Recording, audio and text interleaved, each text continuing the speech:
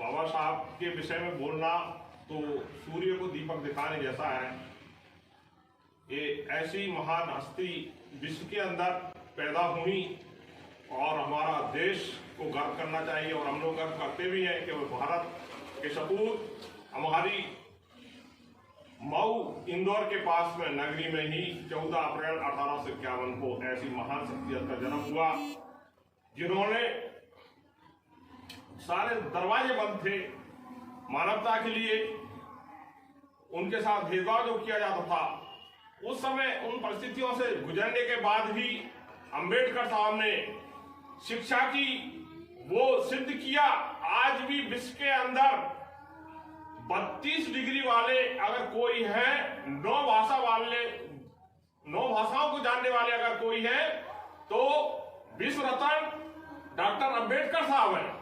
ऐसी शख्सियत जो ऐसी शिक्षा ग्रहण की, आज भी उनका उदाहरण भारत के अंदर क्या विश्व में नहीं मिलता देखने को। और आपके लिए एक और बात बता दें, हमारे महापुरुषों को हम सबको नमन करते हैं, लेकिन अंबेडकर साहब की जयंती विश्व के ऐसा लगभग 100 देश होंगे, इनमें पूरे वर्ल्ड में अंबेडकर साहब की जयंती मनाई जाती है। तो ऐसे ये भारत के ही नहीं, पूरे विश्व के नेता हैं, महापुरुष हैं। ऐसे अंबेडकर साहब को हम सैल्यूट करते हैं। कुछ लोग होते हैं वक्त के सांचे में ढल जाते हैं। कुछ लोग थे जो वक्त के सांचे बदल गए। अंबेडकर साहब ने अंग्रेजों के जमाने में भी हमारे लिए जो 1921 के आसपास में एक्ट था, अंग्रेजों की सरकार थी, वो भी नियम कायदे कानून उस समय थे उनके, तो उस समय भी उन्होंने हमको वोट देने का अधिकार दिलवाया। उन्होंने बोला कि नहीं, आप जो कह रहे हैं कि कम से कम हायर सेकेंडरी पास ये आपको ये राजा महाराजा कमिश्नर इस प्रकार के लेवलों के लोगों को दी जाए वोट, ऐसा नहीं। हमारे भारत में अशिक्षित लोग हैं, कमजोर लोग हैं, और अगर आप ऐसा मत का अधिकार रखोगे तो हमारे लोग वंचित रह जाएंगे। आप कम से कम 21 वर्ष और भारत का व्यक्ति हो, उसको मत का अधिकार दीजिए। तो आजादी से पूर्व भी अगर वोट का अधिकार दिलाने का था, जिसका काम किसने करके दिखाया था, बाबा साहब अम्बेडकर साहब ने अंग्रेजों की सरकार के, ब्रिटिश सरकार के समय भी ये काम करके उन्होंने दिखाया। इसी प्रकार के कई ऐसे इनके काम हैं।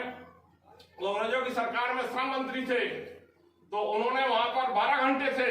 अंग्रेजों की सरकार के समय भी उन्होंने 12 से 8 घंटे करवाए प्रसूति अवकाश महिलाओं के लिए। बहुत सारी बातें आजादी के पूर्व भी अंबेडकर साहब ने भारत के लोगों के लिए दिलाया। और एक और बात बताता हूं, उस समय का मैंने आज ही पढ़ा, उनके लिए जितना पढ़ते पता नई जानकारी मिलती है। तो उस समय पीडब्ल्यूडी जैसे रोड वगैरह जो बनते थे अंग्रेजों के जमाने में, तो उस समय श्रम मंत्री थे।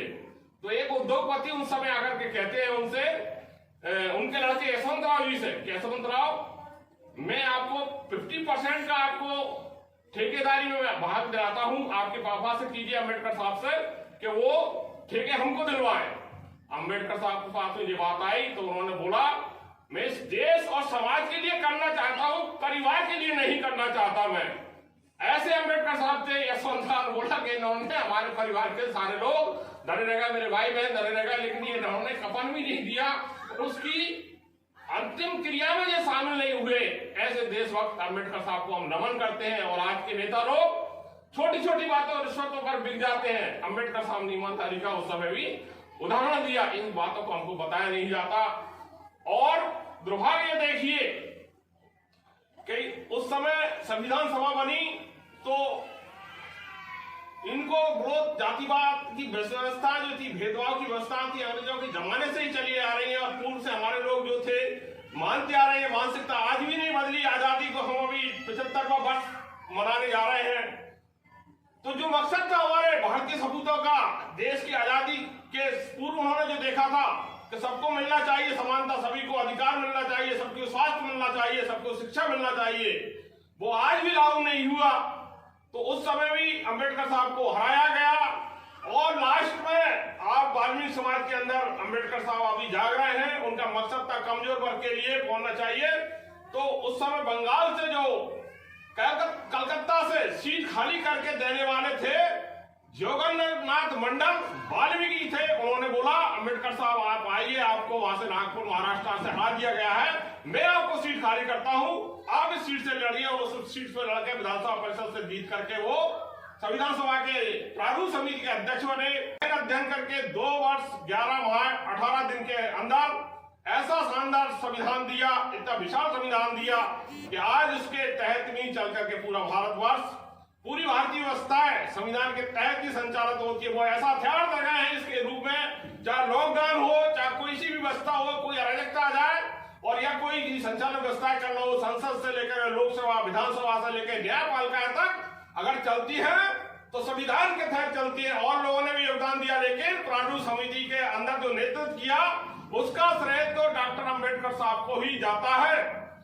और ऐसी शख्सियत उन्होंने भारत की सरकार जब बनी तो उसमें कानून मंत्री बने।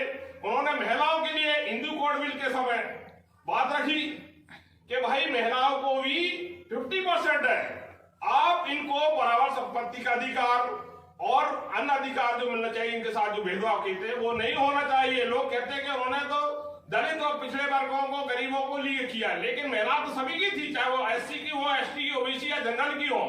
उस समय पास कराने के लिए लोगों ने समर्थन नहीं किया।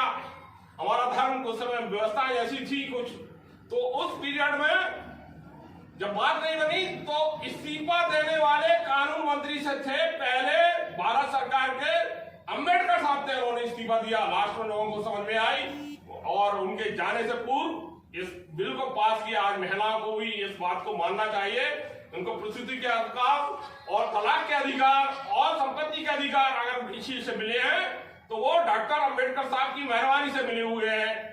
और लास्ट में 1956 6 दिसंबर 1956 को पूर्व इन्होंने कहा था कि मैं इतने काम करना चाहता हूं। रत्तू उनके सचिव थे, मैं चाहता हूं कि इस देश में ऐसा पेड़ लगा के जाऊं जिसके हर अमीर से लेकर गरीब सारे वर्ग के लोग खाएं और मस्त रहे, आनंद में रहे। मैं ऐसी व्यवस्था यहां करना चाहता हूं। तो ऐसे अंबेडकर साहब को हम नमन करते हैं। 6 दिसंबर 1926 को उनका देहांत हो जाता है।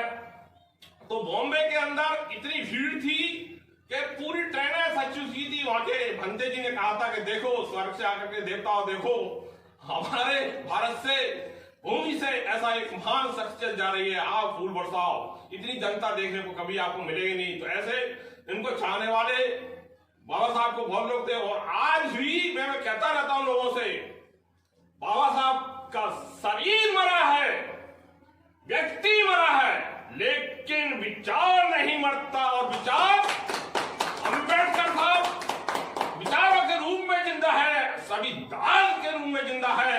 और भाइयों, जब तक संविधान जिंदा है आपका मान सम्मान अधिकार जिंदा है। आज सरकार के लोग और भी लोग संविधान को तहस नहस करना चाह रहे हैं, उसमें कमजोरियां ढूंढ रहे हैं, उनकी संचालन करने की व्यवस्था ईमानदारी व्यवस्था नहीं है। तो ये हमारा सबका दायित्व बनता है कि लोकतंत्र में जनता सर्वोपरि होती है। 2-2 सौ बीघा लोगों के पास जमीन है, वो कहां से लेकर के आए। और एक तरफ गरीब गुरबा है जो हलवाई कर रहा है, मजदूरी कर रहा है, उसको नौकरियां नहीं मिल रही, उसको खाने पीने को व्यवस्था नहीं हो रही। इन सारी व्यवस्थाओं के लिए लोगों का देश सबका बराबर है, सभी को मान सम्मान मिलना चाहिए, सबको स्वास्थ्य की सुविधा मिलनी चाहिए, सबको शिक्षा की सुविधा मिलना चाहिए। मेरे युवा शक्ति लोग आप जाग रही है और आप जो लोग मिलकर के जो काम कर रहे हैं, मैं ऐसे युवाओं को तहे दिल से सैल्यूट करता हूं। वाल्मीकि युवा शक्ति को सैल्यूट करता हूं जो उन्होंने सपना देखा था आरक्षण का लाभ कमजोर वर्ग के लिए मिलना चाहिए। मुझे कहते हुए दुख दर्द हो रहा है, अगर मैं पढ़ा लिखा हूं। वाल्मीकि समाज सफाई का काम करती है, लेकर आरक्षण का लाभ IAS, IPS मंत्री, विधायक, सांसद वाल्मीकि समाज के नहीं मिल रहा है। सबको विचार करना चाहिए। लोगों ने आरक्षण से नौकरियां ली, पद लिए और अपने समाज को भूल गए। सबसे ज्यादा अगर दोषी है तो आरक्षण वर्ग के ही लोग दोषी है। मनुवादी जिनको कहते ठाकुर ब्राह्मण जिनको कहते लोग, वो बाद में दोषी है। आपको मिलकर के बाबा साहब के सपनों को मिलकर के पूरा करना पड़ेगा।